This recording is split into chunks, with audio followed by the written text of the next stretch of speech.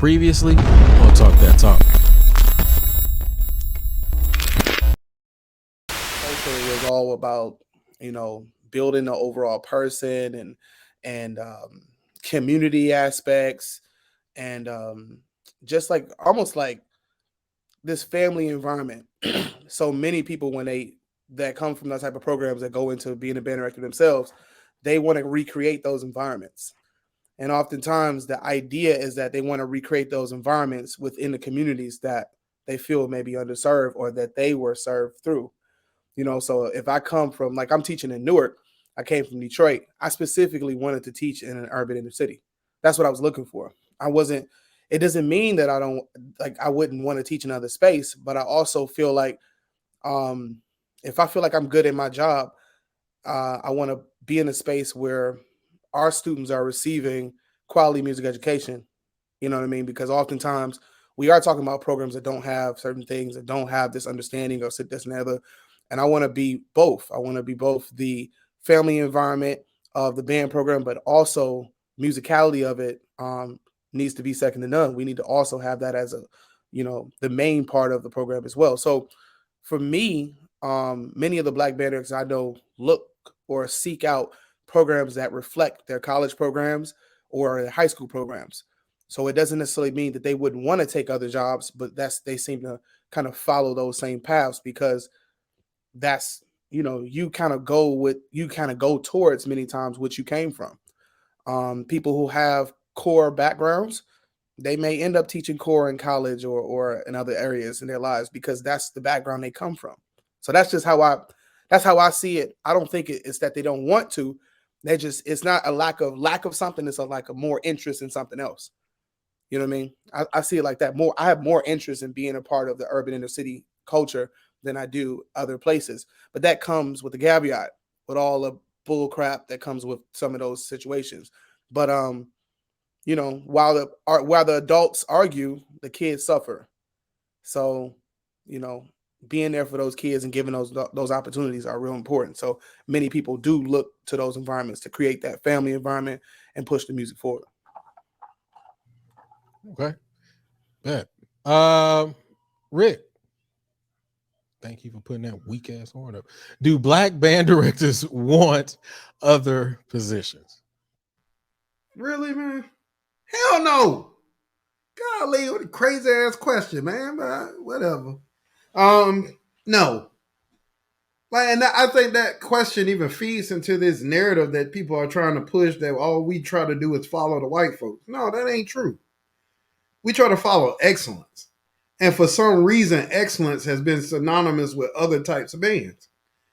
On one hand, like I've learned a lot on this by doing this show, man, especially from people like Justin, man, and some others I've had opportunity, Chuck, and some other people I've had an opportunity to talk to. But that is not our objective whatsoever. Oh my God. I'm sitting up here talking and you got the glazing shirt up on the dang on screen. I'm sorry, I just wanted to make sure we saw it. Man. And you got just glaze. There's supposed to be no glazing. Oh, we don't want people to glaze. No, the phrase was just glaze when we did it on the show. Tight. Well, anyway. Yeah, man, it just our programs have a lot that they offer, right? To the student, to the community. That's a big part of it too, right? Like that was one thing I used to love about Norfolk State, man, is that like I used to hate doing it, that dang on homecoming parade. But when we used to do that parade, man, the city used to come the hell out for Norfolk State Band, bro. Like you marching up, what is that, Virginia Beach Boulevard, and that thing was packed. It was people everywhere. 8 o'clock in the morning. Doing your favorite joint. Oh my God. Oh, Bus Stop. Hated Bus Stop. But every time we played Bus Stop, we got that check daddy. So hey, play the Bus Stop. But we get there in the morning. It's like 40, like not 40, but like 20 high school bands on that field, like doing what they do. Like it was just a beautiful environment. I don't see that, y'all, at the PWI level. We don't see that, like at all. We do a high school battle of the bands, And on average, it brings out a good amount of people. Every year we have anywhere between like 400 to 600 students, right?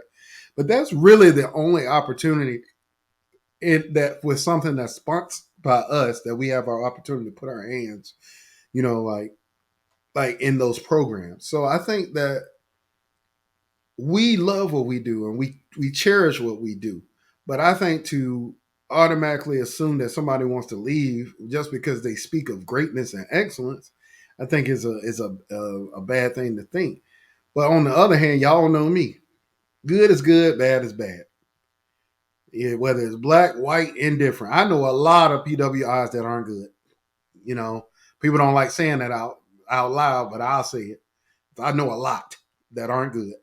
There are more that aren't Who good don't than like there saying it? are. Not on our show, but Well, I'm about to they say, where think do people at? right. Mar, you think they think we bougie, bro? They think all we want to do is be white folks, I guess. But I will say it out loud that there are a lot more bad groups, including MPWIs, than there are good. Just are. So that's not a black or white thing. Neither is success for a band program. We talk about the small bands on this show all the time. Shout out to Thurman DeLeon Hollins, what he was able to do with North Carolina Central, North Carolina A&T, Dr. Ruff. That was the small band with the big sound. Key on the word small. So there's been a lot of bands, y'all, regardless of size, regardless of budget, that have done great with what they did. Shoot, people don't realize this. Norfolk State has never had a 300-piece band.